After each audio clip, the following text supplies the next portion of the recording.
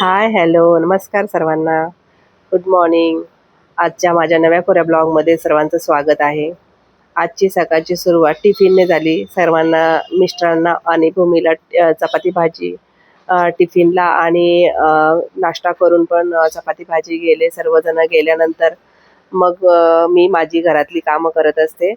त्याच्या सकाळी सर्व गडबड होते. सर्व एकत्र कामं करत राहायला मग व्हिडिओ शूटिंग वगैरे घेता नाही आलं मला. आणि सकाळीच माझी सर्व कामं झाल्यानंतर मी किचन ओटा वगैरे साफ करून भांडी वगैरे सर्व घासून वगैरे आता म्हटलं आज सर्व थोडंसं क्लिनिंग करून घेऊया, कारण का मला उद्या लग्नाला जायचं आहे. त्यामुळे उद्या मला शनिवारी काय करता येणार नाही.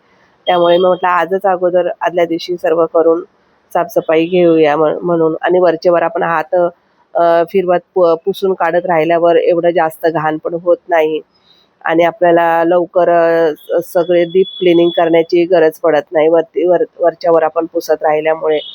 आणि मी असं नेहमी करत असते. वरच्यावर मी असं ज्या ज्या वेळेला मला वेळ असं आठवड्यातनं 1-2 दिवस मी असं काढून थोडं वरच्यावर सगळं कॉलिनने पुसून काढत असते. शक्यतो शनिवारचीच ही सर्व कामं मी करत असते, पण उद्या मला ते पॉसिबल नाही. त्यामुळे मी म्हटलं आज करून घेऊया. आणि मुलगा पण आज रात्रीला येणार आहे, शुक्रवारी रात्री येणार आहे.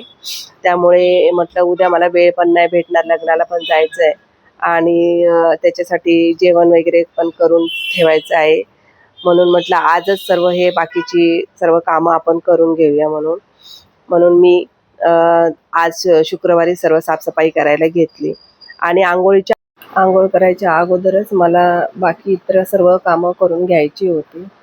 अशी कामं अंघोळीच्या अगोदरच करायला बरी वाटतात. नंतर मग आपल्याला अ, करायला कंटाळा येतो. म्हणून मी शक्यतो अशी जे क्लिनिंगची कामं असतात ती अंघोळीच्या अगोदरच करते. आणि एखाद्या वेळेला कधीतरी सकाळी लवकर अंघोळ केली तर मग परत पुन्हा अंघोळ करून घेते मग. आणि सर्व आज म्हटलं जरासं जाळ्या पण अशा धरतच असतात. त्यामुळे थोडंसं हा ब्रश मला खूप कामाला येतो. ह्या ब्रशने ना सर्व पाठीमागे टीव्हीच्या मागे वगैरे काय जाळी वगैरे धरलेल्या असतात त्या काढता पण येतात.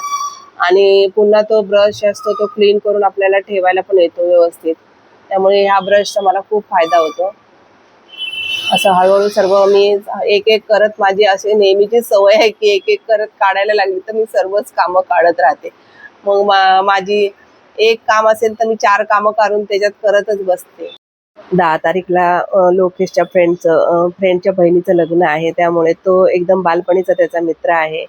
त्याच्या बहिणीचं लग्न आहे म्हणून तो खास त्या लग्नासाठी म्हणून येत आहे. आणि त्याच्या पप्पांचा पण बर्थडे 10 तारीखलाच आहे. आणि बरेच वर्ष, आता 2 वर्ष झाले तो तिकडे कॉलेजला गेल्यापासून इकडे त्यांच्या बर्थडेला कधी तो हजर नसायचा. त्याला यायला मिळायचं नाही कॉलेज असल्या कारणाने.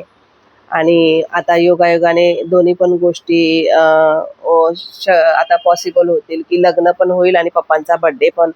मग हे दोन्ही कामं होतील म्हणून तो आता लग्नासाठी पण आणि पप्पांचा बर्थडे पण होणार. आणि तो मग दुसऱ्या दिवशी जाणार आहे. 2-3 दिवसासाठीच येणार आहे तो. आणि आज मला भरपूरच कामं आहेत. आज तर मला हे हेअर कलर पण करून घ्यायचा होता.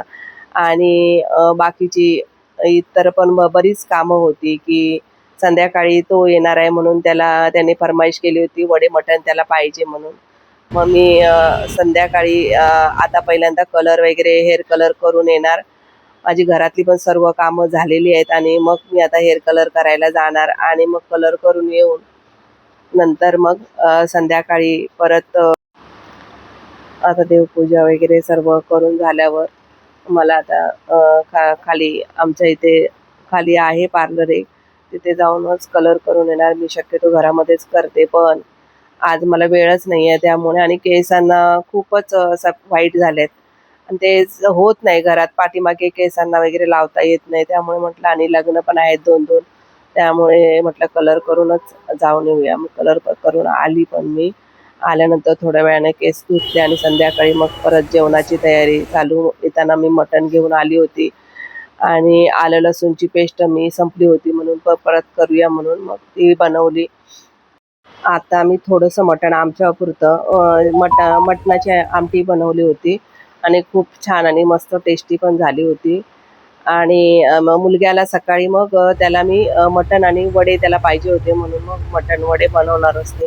मी कुकरलाच मटण लावलं होतं. पटापट लवकर माझा स्वयंपाक झाला होता आणि एका बाजूला भात लावले होते. चपात्या जास्त करायच्या नव्हत्या, कारण का भूमीला भाताबरोबरच आमटीबरोबर भात खायचं होतं त्यामुळे. आणि जेवण पण खूप छान झालं. जेवण करून घेतलं आम्ही आणि आमटी तर खूपच सुंदर आणि टेस्टी झाली होती. तर मग या व्हिडिओचा मी इथेच एंड करते. व्हिडिओ आवडला असेल तर लाईक करा, शेअर करा, कमेंट करा, सबस्क्राईब करा. पुन्हा भेटू. धन्यवाद सर्वांना. श्री स्वामी समर्थ.